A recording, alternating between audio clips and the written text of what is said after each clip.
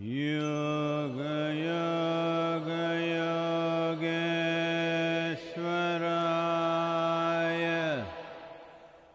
भूत भूत भूतेश्वराय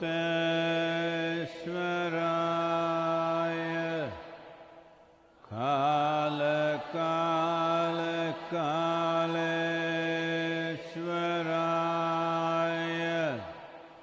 शिव शिव सर्वेश्वराय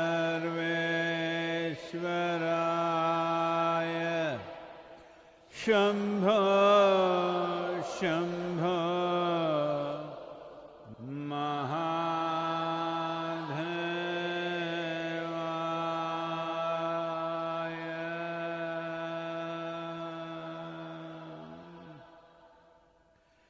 योग योग योगेश्वराय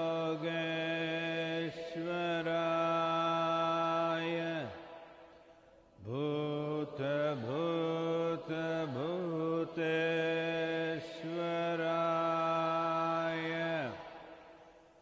काल काल कालेश्वराय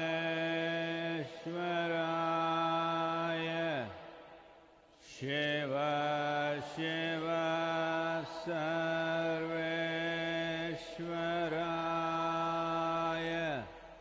शंभो शंभो महादेवाय।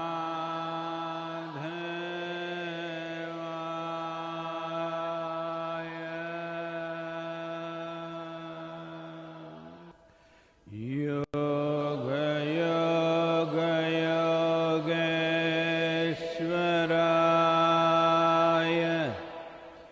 भूत भूत भूतेश्वराय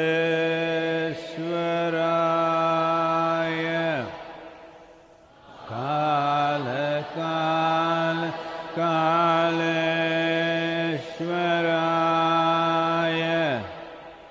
शिव शिव सर्वेश्वराय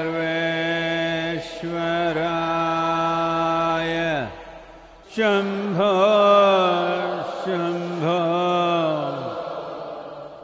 महादेवाय।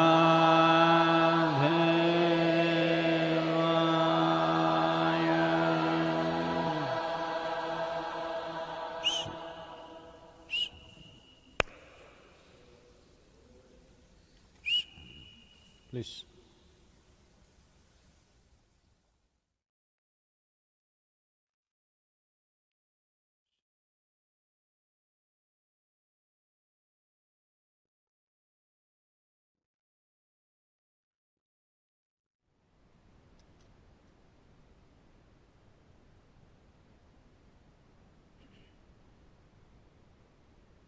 नमस्कारम। आप जहाँ कहीं भी हैं,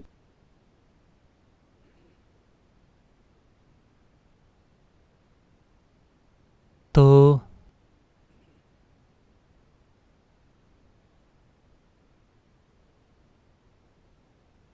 जैसा कि आप सभी को पहले ही पता होना चाहिए कि भारत में ऐसे लोगों की संख्या जो इन्फेस्टेड हैं I'm sorry. माफ़ कीजिए, इन्फेक्टेड हैं, वो ज़्यादातर नियंत्रण में रही है।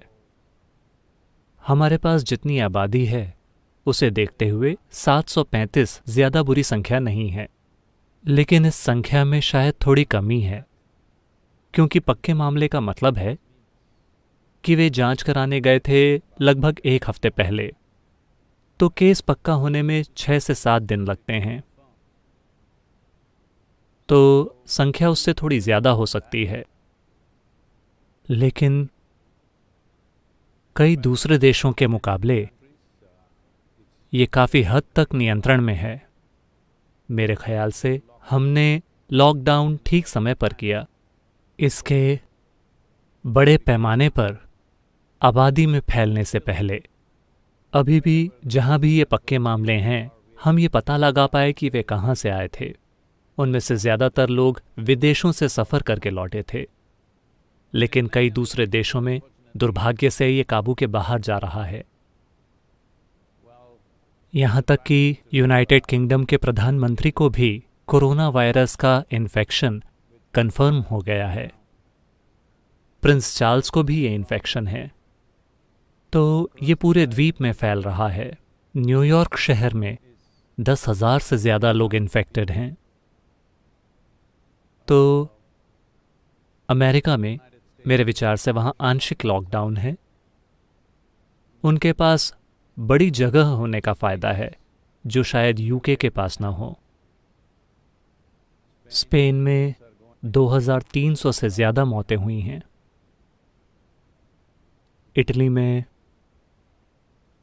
अभी भी वही चल रहा है। तो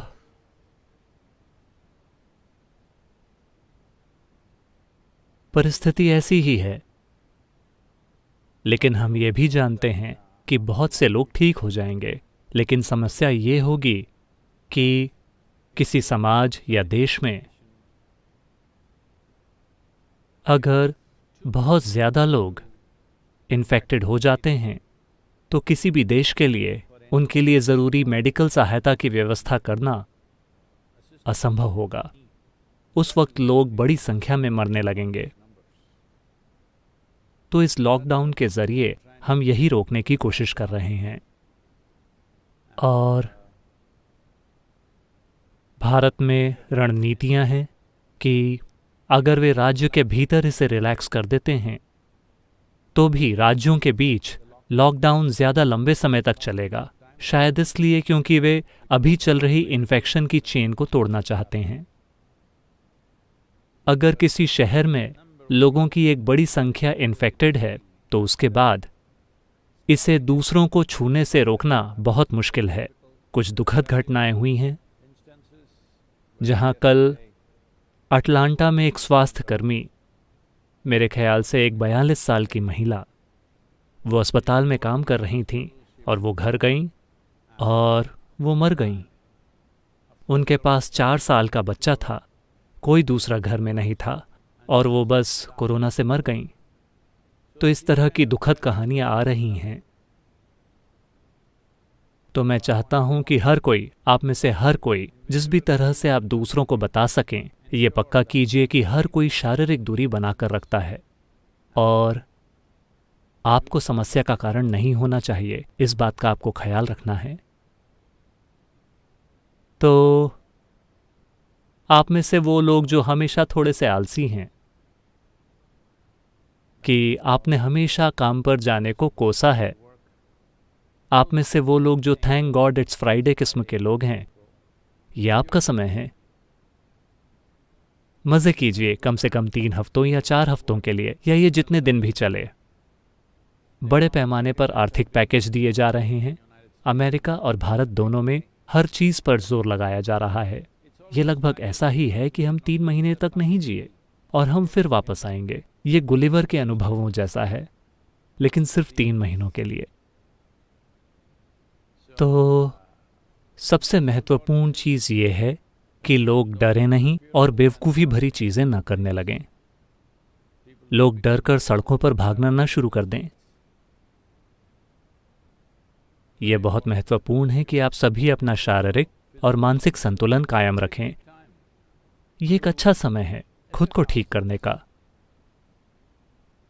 जब मैं पीछे मुड़कर देखता हूं, पिछले 3 दशकों या लगभग 4 दशकों में कभी भी, या मेरे पूरे जीवन में, मुझे कभी भी 3 हफ्ते नहीं मिले जहां मैं खुद के साथ कुछ कर सकूं। ऐसा कभी नहीं हुआ। तो यहां मैं हूं। तो मैं चाहता हूं कि आप भी इसका सबसे अच्छे तरीके से उपयोग करें। 3 हफ्ते काफी ज्यादा समय है। अगर हम 3 हफ्तों में पर्याप्त प्रयास करें तो हम शारीरिक रूप से ज्यादा मजबूत और फिट, मानसिक रूप से ज्यादा स्थिर और अधिक क्षमतावान भी बन सकते हैं। ऊर्जा के स्तर पर और आध्यात्मिक स्तर पर हम कई चीजें कर सकते हैं 3 हफ्तों के फुल टाइम काम के जरिए। आप में से कई लोगों ने कार्यक्रमों में हिस्सा लिया है और देखा है कि 2 दिनों या 4 दिनों के कार्यक्रम में जीवन में एक बड़ा परिवर्तन आया है। 3 दिनों का भाव स्पंदन, जीवन उलट पलट हो गया। तो अपनी चीज करने का ये आपका समय है, यानी वास्तव में आप एक ऐसा जीवन बने जो ऊंची उड़ान भरे। हाँ, आइए हम अपने रास्ते में आने वाली हर चीज के बारे में शिकायत ना करें। वायरस अपना काम कर रहा है, हमें अपना काम करना चाहिए। यही महत्वपूर्ण है। हम वायरस का काम ना करें, हम अपना करें। अगर आप वायरस को खुद से दूसरे इंसान तक ले जाते हैं या किसी दूसरे इंसान से खुद में और खुद से किसी और में ले जाते हैं, तो आप वायरस का काम कर रहे हैं। आप वायरस की पार्टी के हैं। अगर आप वायरस के साथ सहयोग नहीं करते तो इसका मतलब है कि आप वो कर रहे हैं जो आप करना चाहते हैं। यही समय है। ये छुट्टी दी गई है। हालांकि यह हमें कई स्तरों पर आर्थिक रूप से पीछे ले जाएगी। लोगों, परिवारों, समुदायों, देशों और पूरी दुनिया की अर्थव्यवस्था शायद थोड़ी पीछे लुढ़क जाएगी। चलेगा, मैं कह रहा हूं कि इससे चोट पहुंचेगी, इससे हम सबको चोट पहुंचेगी। एक संस्था के रूप में हमें इससे चोट पहुंचेगी, लेकिन चलेगा। शायद हम वैसे रहें जैसे हम 5 साल पहले या 10 साल पहले रहते थे। उस समय कुछ गलत नहीं था, सब कुछ ठीक था। हम उस तरह से रह लेंगे। तो सबसे महत्वपूर्ण बात यह है कि हम जिंदा हैं और हमारे पास छुट्टियां हैं। चलिए इसका अच्छा उपयोग करें। लेकिन लोग शिकायत कर रहे हैं, लोग कह रहे हैं सिर्फ 3 दिन, और कई लोगों को लग रहा है कि घर उन्हें दबा कर रख रहा है। अभी तक वे शिकायत कर रहे थे, मेरे पति कहाँ हैं, मैं उन्हें हफ्ते में केवल 1 बार देख पाती हूँ। मेरी पत्नी कहाँ है, वो काम पर जाती हैं, मैं उन्हें देख नहीं पाता। मुझे तुम्हारी याद आ रही है, तुम्हें मेरी याद आ रही है। अब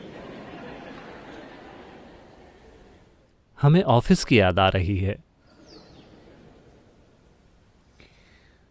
तो इंसानी रिश्ते ऐसे ही हैं। जब आप साथ होते हैं तो ये एक समस्या है, जब आप दूर जाते हैं तो ये एक समस्या है।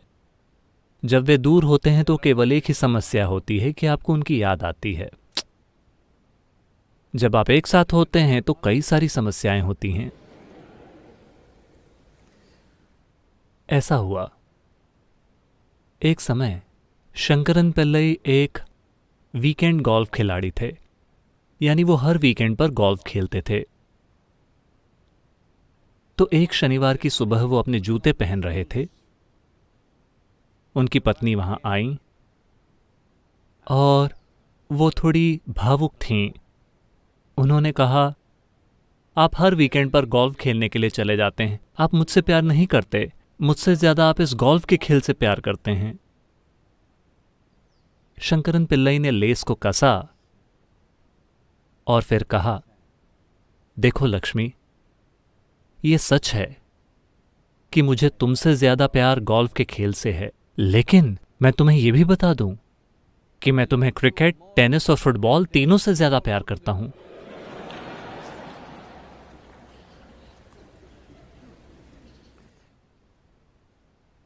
तो समय आ गया है, इस पर ध्यान देने का समय आ गया है कि हम कौन हैं, हम किस चीज से बने हैं, हमारी सीमाएं क्या हैं।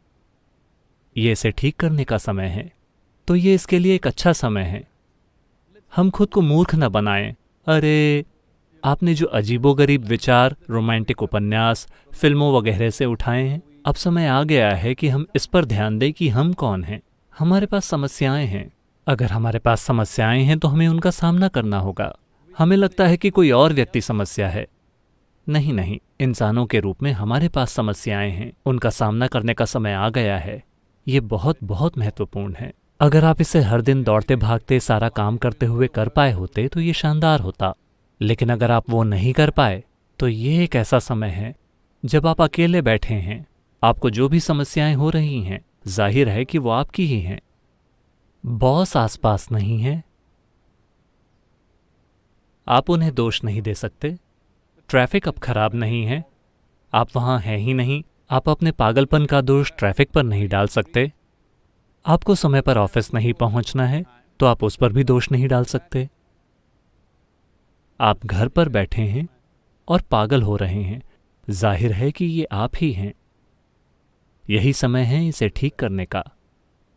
मानवीय रिश्ते ऐसे इसलिए बन जाते हैं क्योंकि ज़्यादातर लोग सोचते हैं कि दूसरे व्यक्ति को मेरी खुशी का स्रोत होना चाहिए।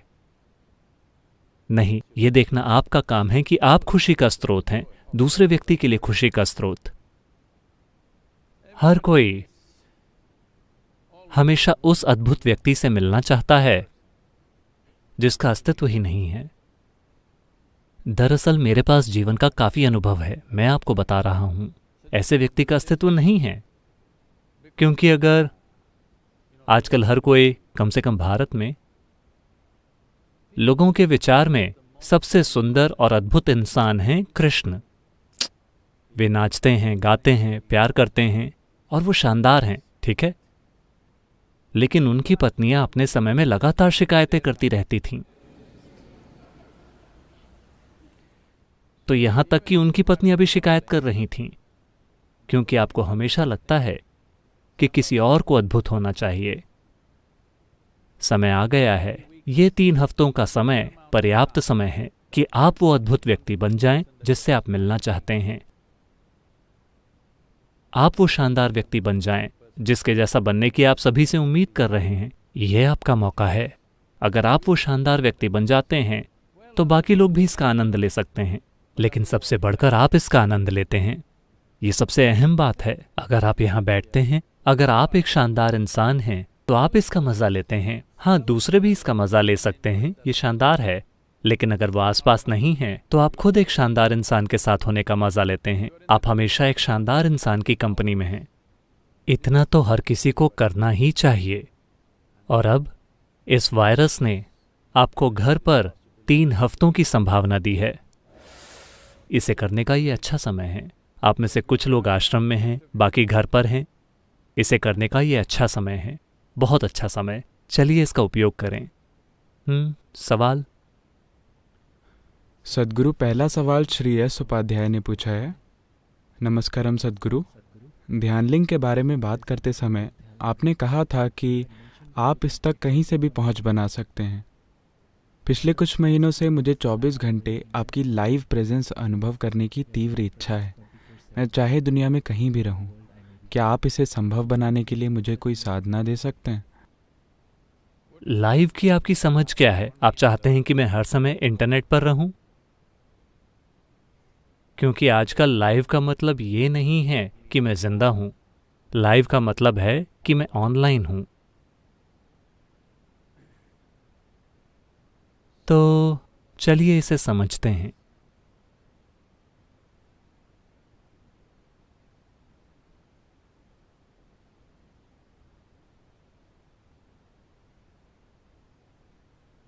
आप अभी जो हैं उसके बारे में आपकी सोच ये है कि ये मैं हूं। हमने आपके साथ इसके बारे में काफी बातें की हैं, आपके साथ काफी प्रक्रियाएं की हैं कि जिसे आप अपना शरीर मानते हैं उसे इकट्ठा किया गया है। तो ये आपका है, ये आप नहीं हो सकता। दूसरी चीज ये है कि वो सारा झमेला जो आपके सिर में चल रहा है, आप सोचते हैं कि वो मैं हूं, मन में भरी हुई चीजें, लेकिन उसे भी इकट्ठा किया गया है, वो भी आपका है, क्योंकि कोई और इसे नहीं लेना चाहता। तो ये आपका है, लेकिन ये आप नहीं हैं।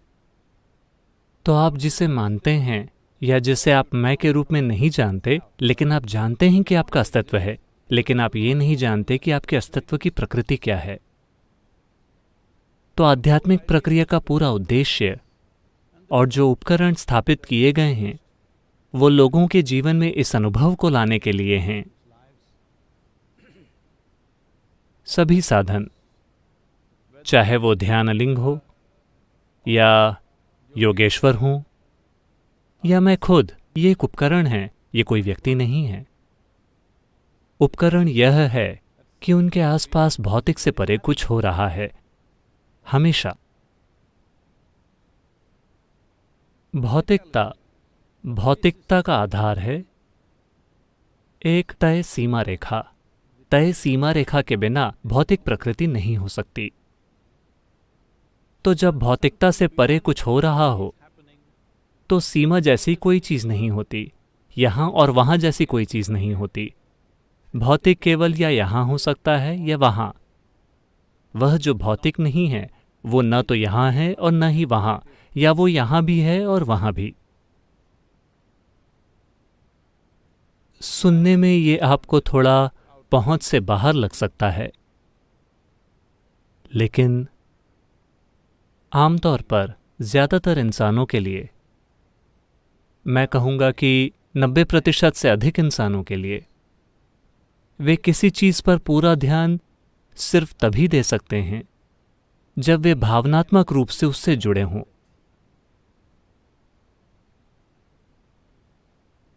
बहुत कम लोगों के पास ऐसा मन होता है जो उन्हें बिना किसी भावनात्मक जुड़ाव के पूरी भागीदारी दे सके। इसमें बहुत काम लगता है एक ऐसा मन पाने के लिए कि आप किसी चीज पर पूरी तरह से केंद्रित रह सकें, उससे भावनात्मक रूप से जुड़े बिना। लेकिन मैं कहूंगा कि 90% लोगों के लिए पूरी तरह से केंद्रित रहने के लिए उन्हें भावनात्मक सहारे की जरूरत होती है। यही कारण है कि केवल वे लोग जो आपको लगता है कि आपके प्यार के दायरे में हैं, आप सिर्फ उन पर ध्यान देते हैं। जो नहीं हैं, आप उन्हें नजरअंदाज कर देते हैं, आप उन पर ध्यान नहीं दे सकते। तो इसी वजह से आध्यात्मिक प्रक्रिया हमेशा मिली-जुली होती है। ध्यान केंद्रित करने का एक बहुत आसान तरीका, हम भक्ति, भावना, इन सब की बात करते हैं। क्या वाकई इसकी जरूरत है? नहीं। अगर आप बस यूं ही पूरी तरह से हो सकें तो आपको किसी भावना, किसी भक्ति की जरूरत नहीं है। बस यहां बैठे हुए एक सूखी छड़ी की तरह आप फिर भी इस ब्रह्मांड की ऊर्जाओं के साथ स्पंदित हो सकते हैं। लेकिन वो लोगों की एक बहुत छोटी संख्या है। बाकी लोगों को किसी तरह का, उनके दिल में किसी चीज को उन्हें खींचना होगा, वरना वे उस दिशा में नहीं देखेंगे। वे कुछ सेकंड के लिए देखेंगे और फिर वो यहां वहां हर कहीं देखेंगे। जहां वो भावनात्मक रूप से जुड़े होते हैं, सिर्फ उसी दिशा में वो लगातार अपना ध्यान बरकरार रख पाते हैं। जो भी चीज भावनात्मक रूप से आपके लिए मायने रखती है, आपका मन वहीं केंद्रित हो जाता है। तो उस रूप में ये एक बहुत अच्छा साधन है। तो उसी वजह से हम प्रणाली में भावना को लेकर आए। जब हम भावना को लेकर आए, emotion. भावना को तो आप जानते हैं, वो वैसी होती है। चूंकि ये वैसी है, उसे सही दिशा में ले जाना एक बहुत बड़ी चुनौती है और ये बेमतलब जटिल लगती है, क्योंकि हर व्यक्ति अपने ही तरीके से इसके अर्थ निकालने लगता है, क्योंकि हर इंसान की भावना अपने ही तरीके से अनोखी होती है। तो उन सारी चीज़ों में मत उलझिए, इस बारे में चिंता मत कीजिए कि कोई और क्या कर रहा है, किसी और के साथ ये कैसे होता है। इसी वजह से ईशा में हमने हमेशा लोगों को अपने आध्यात्मिक अनुभव साझा करने से रोका है, क्योंकि दूसरे लोग कंफ्यूज हो जाएंगे। अगर आप कहते हैं कि मैं लेटा हुआ था, मैं बस लेटा हुआ था दुनिया के किसी दूसरे हिस्से में, आप चाहे जहां कहीं भी हों, मिस्टर क्या आचार्य, उपाध्याय, अरे सद्गुरु आए,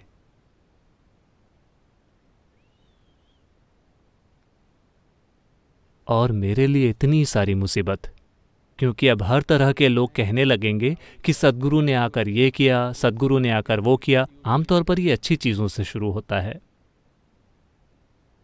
फिर कुछ समय के बाद वो सारी बकवास जो वो करते हैं, सद्गुरु।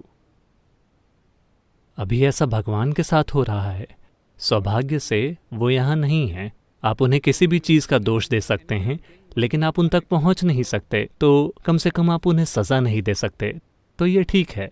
हर चीज के लिए, हर वो बकवास जो होती है, मैं सोचता हूं कि ये भगवान की मर्जी है, इसीलिए मैं ये सारी बेवकूफ़ी भरी चीज़ें कर रहा हूं।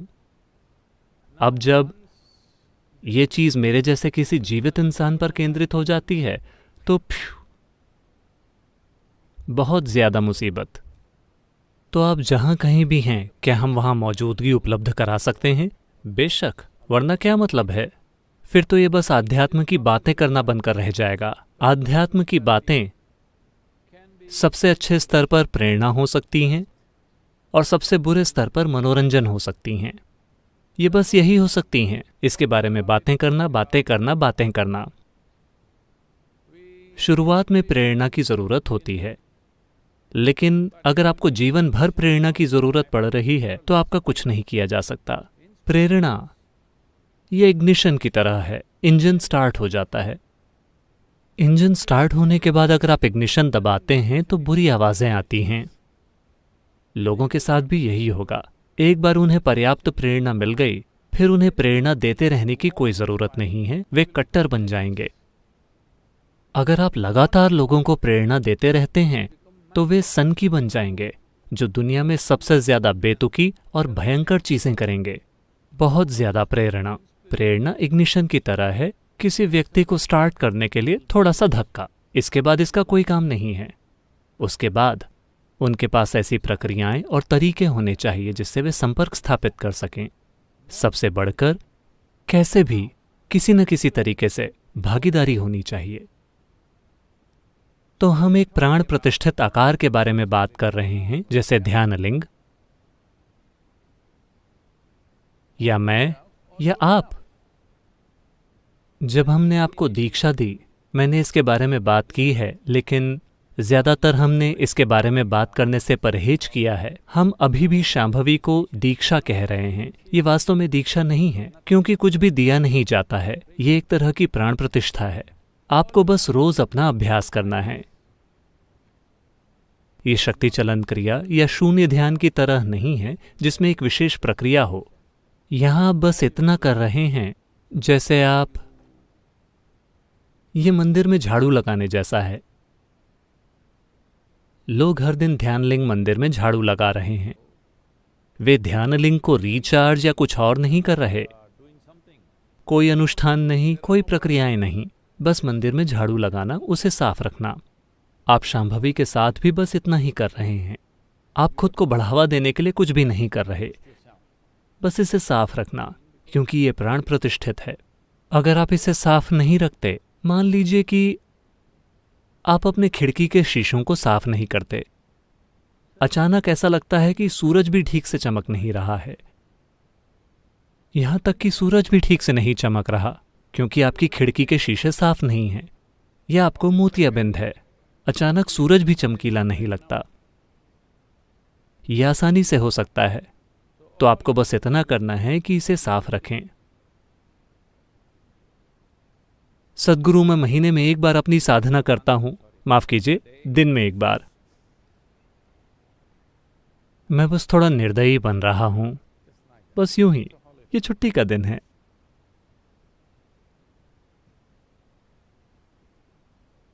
अगर आप हर दिन अपनी साधना कर रहे हैं तो कुछ हद तक ये साफ है, लेकिन शायद बाकी दिन के दौरान आप इसके प्रति पूरी तरह से बेखबर हैं। तो आप एक सरल सी चीज ये कर सकते हैं कि किसी चीज का उपयोग कीजिए, कोई भी चीज, शायद एक फोटो, शायद एक मंत्र, शायद बस कोई आवाज, शायद बस एक आपके फोन में एक रिमाइंडर, कोई भी चीज, कि मानसिक और भावनात्मक रूप से आप उस पहलू के साथ जुड़ सकें। दिन में जितनी बार हो सके उतनी बार। अगर आप अपनी आंखें बंद करते हैं तो सिर्फ वही दिखता है। फिलहाल अभी वो सारे फिल्म स्टार्स वगैरह दिख रहे हैं, तो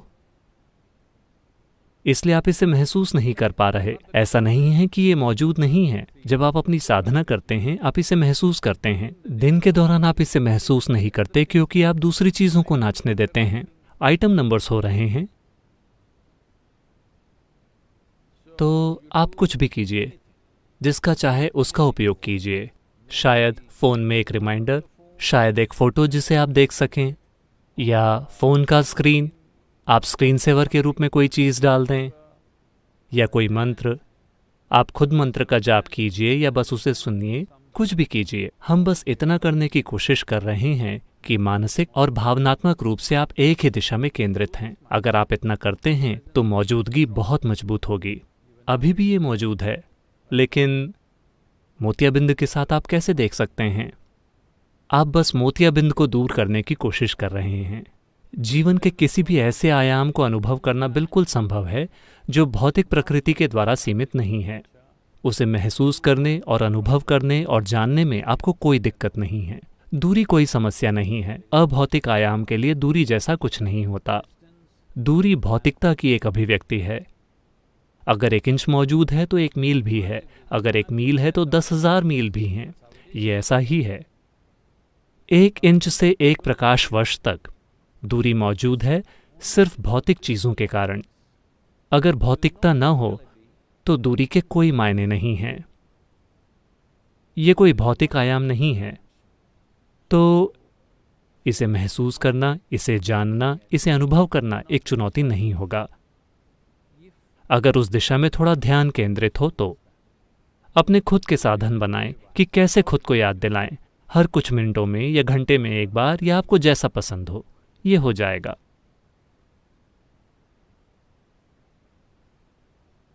सद्गुरु, अगला सवाल सोनिया ने पूछा है।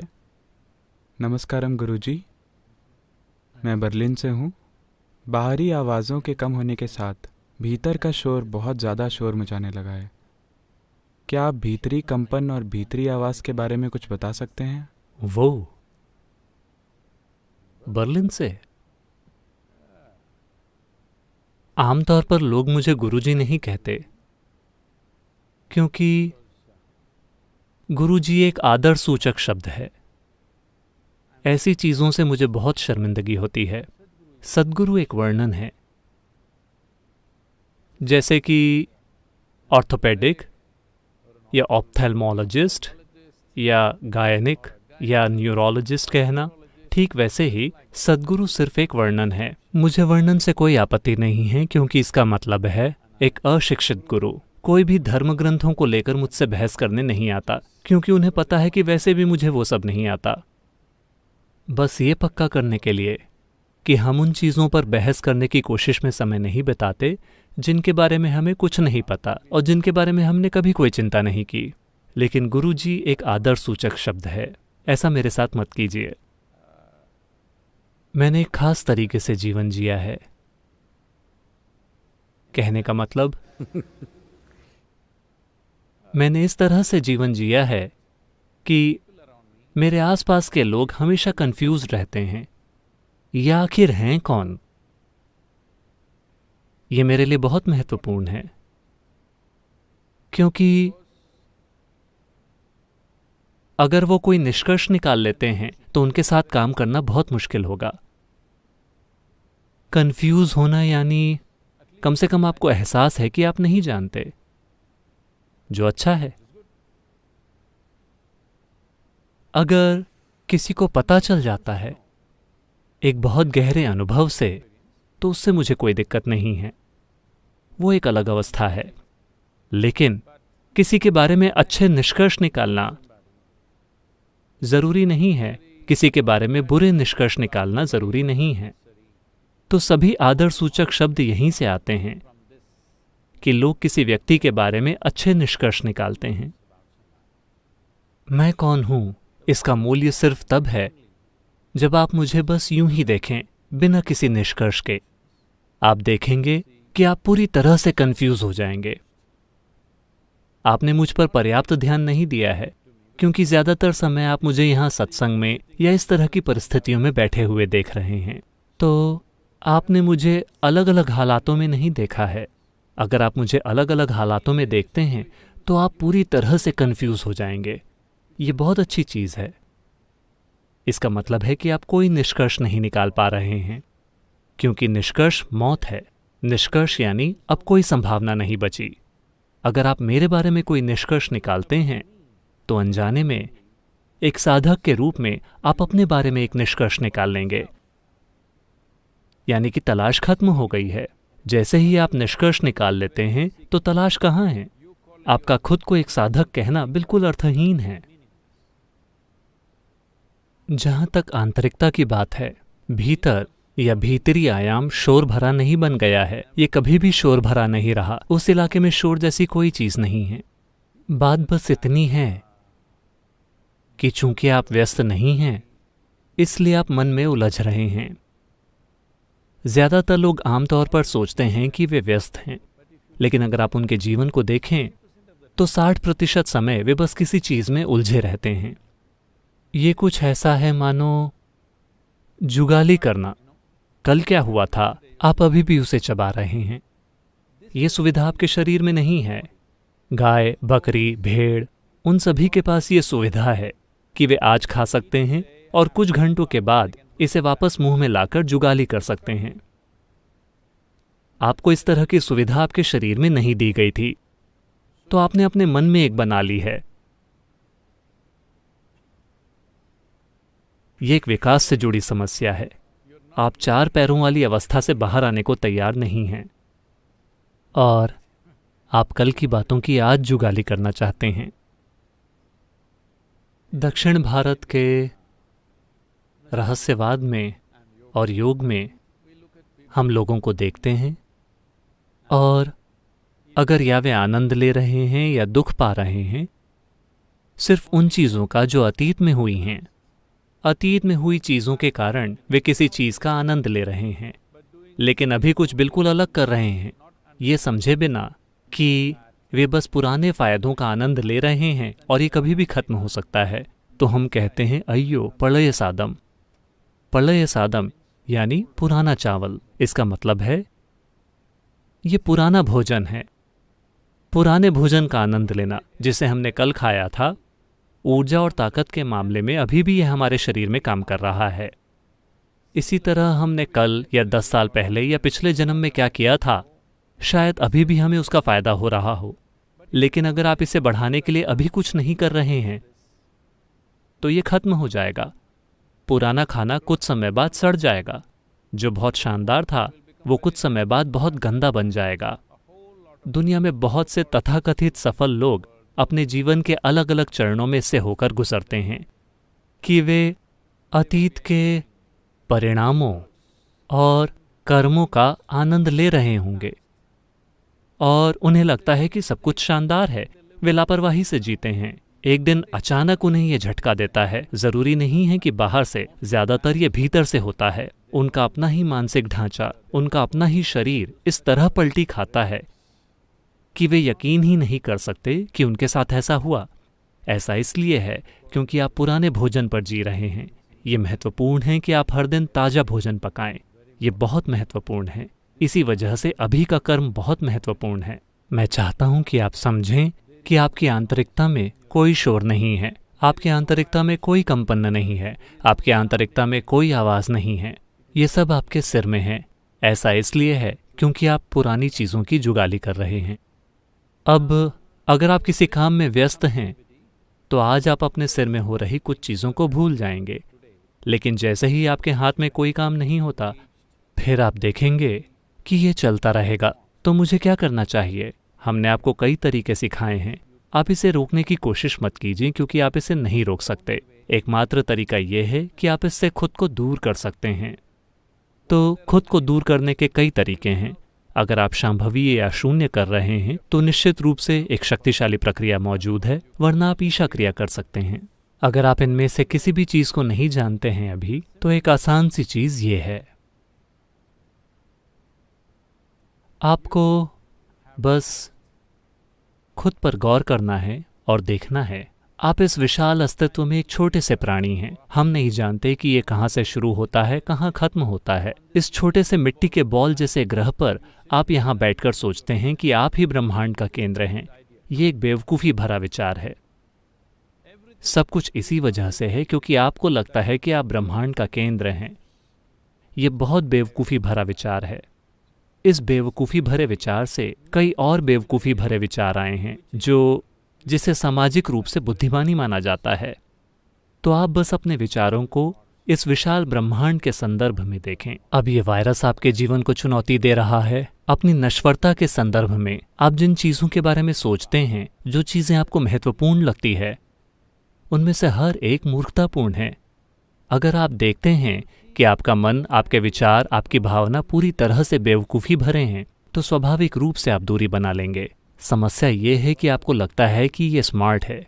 जब ये आपको परेशान करता है तो आप इसे थोड़ा दूर करना चाहते हैं। नहीं, जो भी चीज़ आपको स्मार्ट लगती है वो एक तमगे की तरह आपके कंधों पर बैठी रहेगी, वो नहीं जाएगी, वो आपको नहीं छोड़ेगी। जैसे ही आप सोचते हैं कि आप स्मार्ट हैं, आपके विचार आपको नहीं छोड़ सकते। आप अपनी आंखें बंद करके नहीं बैठ सकते अगर आप एक बहुत स्मार्ट आदमी हैं तो। जब आप जानते हैं कि आप एक निरे मूर्ख हैं, आप अपनी आंखें बंद करके बैठ सकते हैं। जीवन के संदर्भ में, अस्तित्व के संदर्भ में आप वास्तव में कुछ भी नहीं हैं, ठीक है? सामाजिक रूप से आप कुछ हो सकते हैं। मूर्खों के बीच मूर्ख लोग चमकेंगे। इसका जीवन के रूप में कोई मतलब नहीं है। एक जीवन के रूप में कल ये एक छोटा सा बेवकूफ वायरस आपकी जान ले सकता है। हाँ, मैं कह रहा हूं आप या मैं। ये बस हमें मार सकता है। तो हम जो भी बड़ी स्मार्ट चीजें सोच रहे हैं उनके जरा भी मायने नहीं हैं। अगर आप ये समझ लेते हैं तो स्वाभाविक रूप से आपके और आपकी विचार प्रक्रिया के बीच एक दूरी होगी। जब आपके और आपकी विचार प्रक्रिया के बीच एक दूरी आ जाती है तो इससे फर्क नहीं पड़ता कि आप किस बारे में सोच रहे हैं। योग योग योगेश्वराय भूत भूत भूतेश्वराय काल काल कालेश्वराय शिव शिव सर्वेश्वराय शंभो शंभो महा